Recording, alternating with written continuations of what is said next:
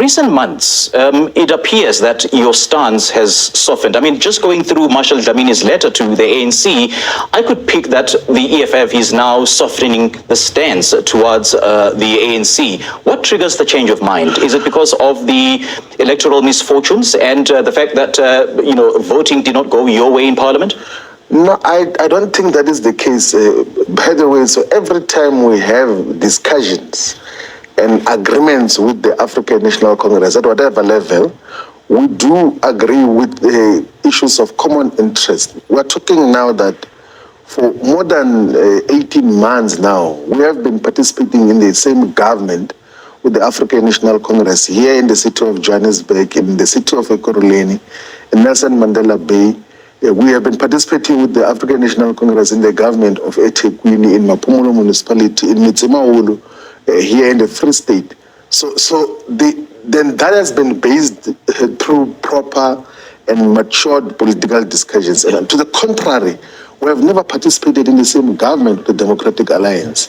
Even in instances where we could have voted for the DA and other opposition parties to constitute government, we have never shared government or participation in the Democratic Alliance. But with the African National Congress, we have always done that because we understand and appreciate that we at the core, we constitute a common historical mission. But you've worked with the DA in the various coalitions, and you've also worked you've had an informal partnership with the DA in the Tshwane councils.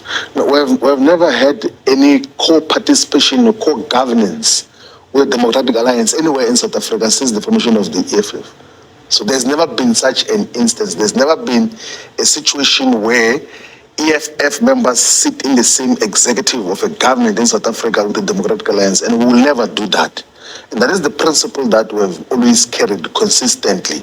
So that is basically what, and of course, there are instances and situations where, when there was just unreasonable and unsound disagreements from the ANC in terms of the policy proposals that we will give, we will then take a decision that instead of voting for ANC government, let us vote for opposition parties, whichever is available to constitute government. We did so in KwaZulu-Natal, where we had voted for in the IFP. In Metsimahulu, we voted for Forum for Service Delivery. In Tabazimbi, we voted for Tabazimbi Residents Association and different other formations. So whoever could constitute government would vote for them. But whenever there is a political agreement with the African National Congress, we have always constituted government and participated in the government where the ANC is present. And that is what is applicable in the areas that we've mentioned.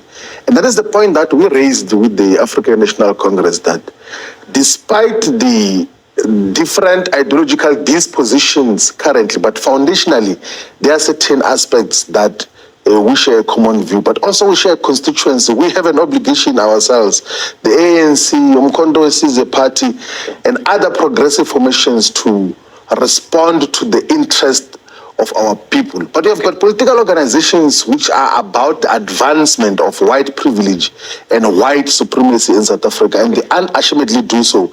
And those are the parties that we say should be isolated in a government of South Africa.